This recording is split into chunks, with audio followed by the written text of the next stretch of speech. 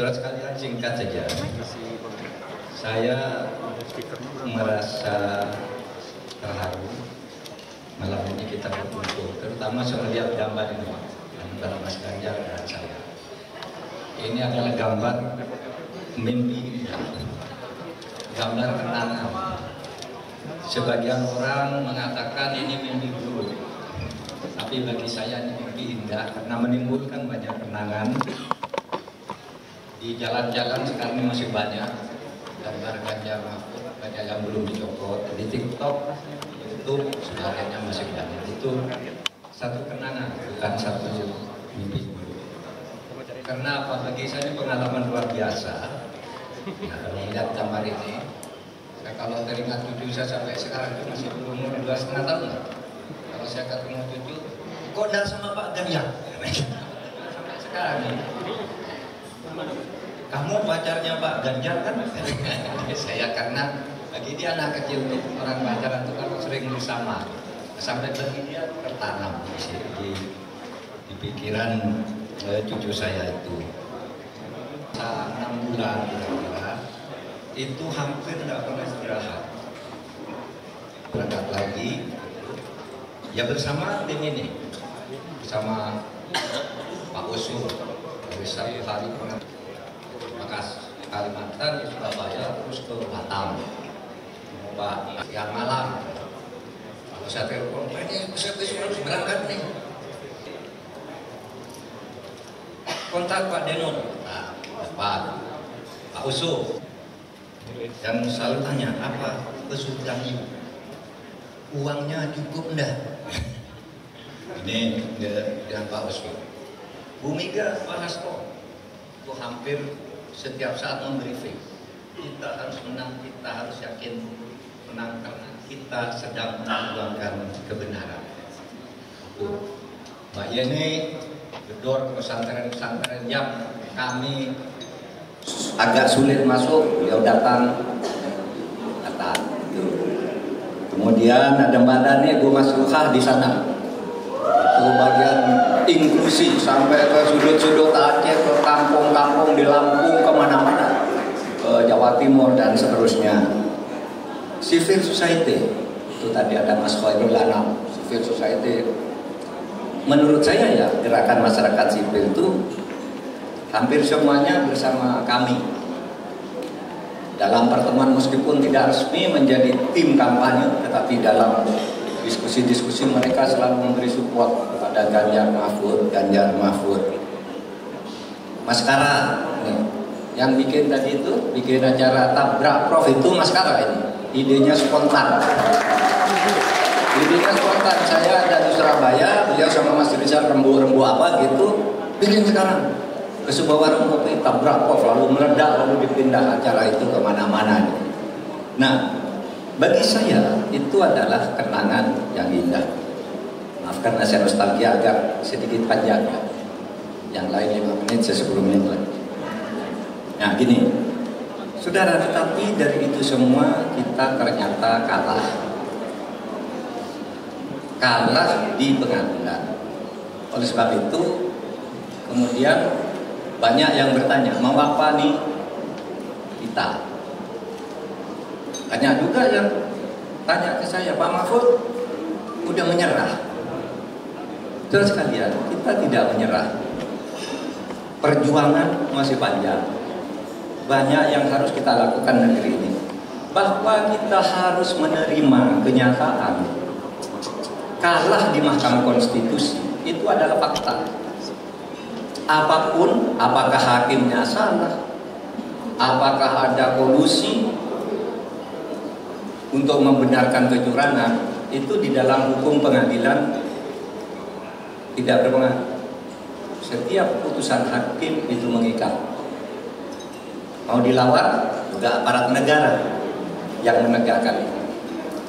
Sehingga kalau putusan hakim itu sudah putus, lalu ada kesalahan, hakimnya yang ditindak, putusannya tetap mengikat kecuali ada proses hukum lain. Itulah sebabnya saya katakan mau tidak mau pengadilan sudah memutus itu sudah selesai untuk urusan MK. Urusan kita ini kan bukan hanya MK. Berjuang itu kan bukan hanya di MK. Banyak tempat yang masih harus kita lakukan di tengah-tengah masyarakat. Masih terus bisa melakukan gerakan-gerakan politik yang besar, yang bisa mempengaruhi perubahan untuk mengarahkan negara ini membangun sebagai sebuah negara. Saya Bayani ini datang dari Nahdlatul Ulama. Di Nahdlatul Ulama itu ada dalil yang dipakai. Aliran Ahlus Sunnah wal Jamaah itu dalilnya gini. Hukmul hakim yarfa'ul khilaf. Kalau hakim sudah memutus, kamu jangan bertengkar lagi. Kalau hakimnya salah, nanti itu urusan hukum tersendiri, bukan pada putusannya. Nah, kemarin memberi contoh, Umar bin Khattab itu khalifah presiden. Umar bin Khattab ini dituduh mencuri baju perang orang Yahudi. Padahal ini bajunya Ali bin Abi Thalib sendiri. Orang Yahudi menuduh, Ali kamu mencuri baju saya, ini baju perang saya. Ya Ali, saya ini sejak kecil ini punya saya, warisan dari saya, semua tetangga saya tahu. Tapi orang Yahudi itu enggak, ini punya saya. Tetangga saya juga tahu bahwa ini punya saya. Akhirnya apa yang dilakukan? Umar bin Khattab menunjuk hakim, seorang hakim. Tunjuk hakim, tolong diadili kami. Apa betul saya mencuri punya orang Yahudi? Umar menjelaskan, ini punya saya. Tetangga-tetangganya yang ditanya, iya saya ingat-ingat lupa, tapi dulu Umar sering pakai itu. Orang Yahudi ini memberi saksi meyakinkan, betul saya tahu dia dapat dari mana, kapan, pernah dipakai di mana, saya tahu betul ini punya orang Yahudi. Akhirnya hakim memutuskan, hakimnya memutuskan baju perang ini milik orang Yahudi. Ingat, Umar bin Khattab waktu itu presiden. Tapi begitu hakim mengatakan begitu, Umar bin Khattab lalu mengatakan, karena ini putusan hakim, ini kamu ambil baju perang ini. Saya tahu hakim salah, kata Umar bin Khattab. Tapi karena kamu bisa mengajukan saksi-saksi yang mungkin kamu bayar, mungkin kamu teror, hakim sudah mengatakan gitu, saya kasih ini baju perang. Nah, itu apa saudara? Kalau di kalangan NU, Ahlu Sunnah, negara itu harus diutamakan. Karena kalau kita berperkara terus, kapan selesai? Kita pilih jalur-jalur lainnya. Jadi masih banyak yang bisa kita lakukan. Kampus-kampus, civil society, gerakan masyarakat, protes tentang hukum misalnya. Saya ini mengatakan kemarin gini, hukum adalah sangat berbahaya bagi negara ini. Kalau hukum dipermainkan, setiap ada keinginan mencapai sesuatu, dia main hukum, hukumnya diubah. Itu sebabnya dulu ketika Menko Polhukam banyak tuh yang saya blok, tapi yang terakhir itu undang-undang Mahkamah Konstitusi. Enggak ada di prolegnas, enggak ada di apa, masuk, dibahas. Itu saya tolak ketika saya ditunjuk untuk menghadapi mewakili Pemerintah DPR. Saya coret, deadlock, saya bilang. Tidak ada perubahan undang-undang menjelang begini, sampai sekarang deadlock. Orang melakukan sesuatu dengan mengubah undang-undang. Kalau tidak bisa mengubah undang-undang, hakimnya, pengadilan yang dimain-mainkan. Nah saudara, ini bahaya bagi masa depan. Apalagi kalau ada pemilu. Setiap pemilu kita nambah jabatan karena janji. Nanti kalau 10 kali pemilu, tambahan jabatan itu. Dibentuk ini, dibentuk itu, dibentuk itu. Nanti ada orang juga tidak kapabel disuruh jadi duta besar di sana, jadi hanya bagi-bagi aja. Bahaya bagi negara ini. Itulah sebabnya kalau Ahlus Sunnah itu mengatakan jaga tuh negara. Kalau kamu kalah di satu titik, jangan berhenti di titik. Sudah, kasih move on aja. Banyak jalan lain. Yang lalu ada seorang imam namanya Ibnu Taimiyah itu mengatakan begini. Untuk menjaga negara ini yang jadi pegangan Ahlus Sunnah wal Jamaah. Sittuna sanawat bi imamin jahil afdalu min lailatin bila imam. biar kamu mempunyai pemerintah yang jelek selama 60 tahun, jangan hancurkan negara. Jangan hancurkan negara. Karena melawan lalu menghancurkan lawan, tapi jangan sampai menghancurkan negara. Jangan sampai fungsi-fungsi pemerintahan hancur, tidak berjalan karena rakyat yang jadi korban. Biar kamu punya pemerintahan jelek selama 60 tahun, itu jauh lebih baik daripada sehari saja kamu tidak punya pemerintahan. Itulah sebabnya pemerintah harus kita kawal jalan, dia melakukan pemerintahan, tapi jangan seenaknya, tetap kita kawal, kontrol.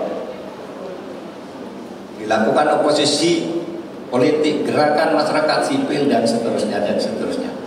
Nah, itulah saudara yang harus kita jaga ke depan. Kalau dari ini semua bisa diperjuangkan dari aspek-aspek politik di luar urusan MK. Urusan MK itu sudah selesai. Ya, kita sedih, itu kalah ya sudah. Itu aturannya memang begitu. Karena saya pikir gini, seumpama saya menang, Pak Ganjar menang, lalu Pak Prabowo menggugat, dinyatakan menang, tetap menang Pak Ganjar, masih mau menggugat lagi, berubah ganti Pak Prabowo menang, ini yang ganti gugat, kapan selesainya? Oleh sebab itu mari kita move on. Saya katakan banyak hal yang harus kita lakukan demi negara kesatuan Republik Indonesia. Kita tidak usah membuat prinsip, tidak usah, kita tetap berjuang, kita bersama, tapi dari jalan-jalan yang masih banyak yang bisa kita ambil, harus kita lakukan.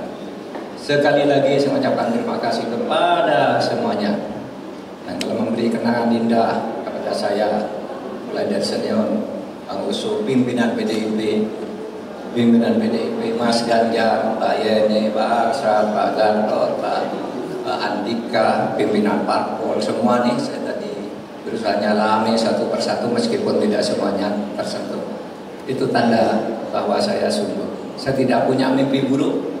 Saya udah biasa-biasa aja sekarang. Kata orang sama Putin itu wajahnya kok tambah cerah. Iya, karena tidak lelah lagi, tidak siang malam. Sudah banyak istirahat. Paling kalau pergi diundang Bang Uso makan gitu, yuk ke rumah makan. Nah, gitu ya, gitu aja sampai sekarang. Nah, jadi saudara berjuang itu jangan pernah berhenti di suatu titik. Banyak jalan yang bisa ditempuh agar negara ini menjadi lebih baik dan lebih baik. Terima kasih. Assalamualaikum warahmatullahi wabarakatuh.